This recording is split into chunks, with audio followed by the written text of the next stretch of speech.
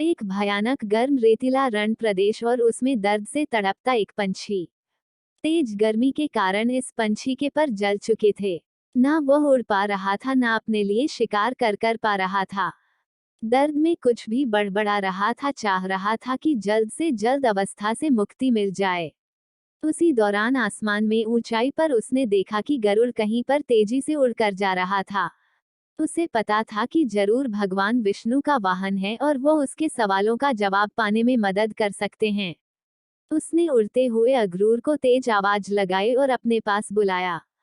चमत्कारी गरुड़ इतनी ऊंचाई पर होते हुए भी धरती की हर एक छोटी से छोटी आवाज को साफ साफ सुन सकता था। इस दर्द में कराह रहे पंछी की आवाज भी उसने सुन ली। जरूर उस पंछी के पास गया और पूछा कि उसने क्यों पुकारा। पंछी ने पहले से पूछा कि वह कहाँ जा रहे हैं। गरुड़ ने बताया कि वह स्वर्ग लोक जा रहा है। किसी काम के लिए धरती पर आया था, वह पूरा करके वापस लौट रहा है। पंछी ने अपने दर्दनाक परिस्थिति बयां करते हुए कहा, मैं गलती से दिशा भूल होने की वजह से इस गर्म रेतीले प्रदेश में आ पहुंचा और मेरी यह हालत हो चुकी है। अगर दया करके आप स्वर्ग लोक से यह पता कर पाए कि मेरी हालत कैसे सुधरेगी तो बहुत मेहरबानी होगी। उस पंछी की विनती सुनकर जरूर वहां से स्वर्गलोक जाने के लिए निकल पड़ा। जरूर स्वर्गलोक जैसे कि पहुंचा तो स्वर्गलोक के दरवाजे पर उसने देवदूतों को खड़ा पाया। देवदूतों को देखकर गरुड़ को उस पंछी के सवाल याद आए, तो गरुड़ ने सोचा कि देवदूत भी इन सवालों का जवाब दे सकते हैं, इसलिए वो उनके पास गया। गरुड़ ने देवदूत को हाथ जोड़कर उस घायल पंछी के बारे में बताया और पूछा कि उसकी मुक्ति कब हो पाएगी।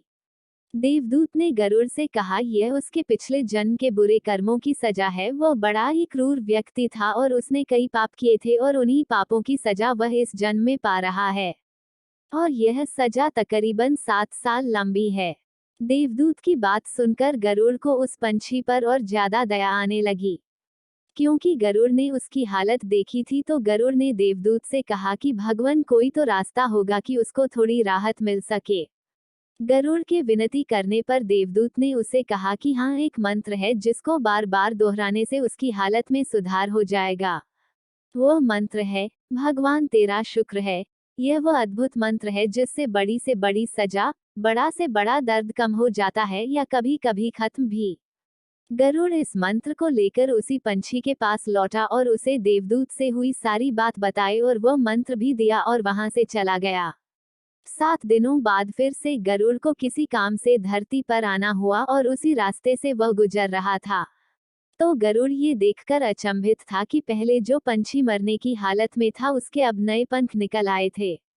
वह जहां रह रहा था वहां पर नई झाड़ियां उग निकली थी और उसके नजदीक ही एक छोटा सा तालाब बन चुका था। अपना काम खत्म करके गरुड़ जब देवलोक वापस लौटा तो उसे वही देवदूत मिले। गरुड़ ने देवदूतों से पूछा कि आप तो कह रहे थे उस पंछी को 7 वर्षों तक पीड़ा सहनी पड़ेगी और अब मैं जो देखकर आया हूँ वह तो कुछ और ही है। देवदूत ने गरुड़ से कहा कि यह उसी मंत्र का परिणाम है जो पहले मैंने तुमको दिया था और तुमने उस पंछी को। तुम्हारे मंत्र देने के बाद वह दिन रात उसी मंत्र को बोलता रहता। जब उसे तकलीफ होती तब भी वह मंत्र बोलता। जब उड़ने की कोशिश करता और गिर जाता तब भी वही मंत्र बोलता। जब उसे भूख लगती तब भी वो यही मंत्र बोलता।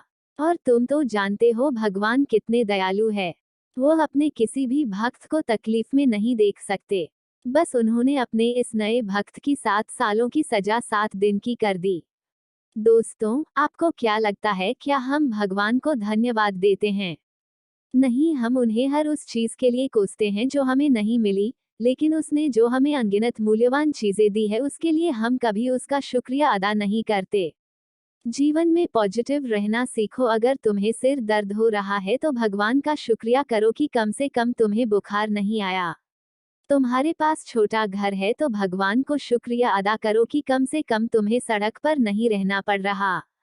तुम्हें साधारण खाना मिलता है तो भगवान को शुक्रिया अदा करो कि कम से कम तुम्हें 2 वक्त भरपेट खाना मिल रहा है। दोस्तों, मेरा विश्वास करो, ये छोटा सा बदलाव आपका जीवन बदल देगा। आपको हमारी यह स्टोरी कैसी लगी कमेंट करके जरूर बताना। अगर आपने अभी तक हमारे चैनल को सब्सक्राइब नहीं किया तो ऐसी अच्छी अच्छी कहानी सुनने के लिए हमारे चैनल को सब्सक्राइब करना, वीडियो को लाइक करना और मुझे सपोर्ट करना।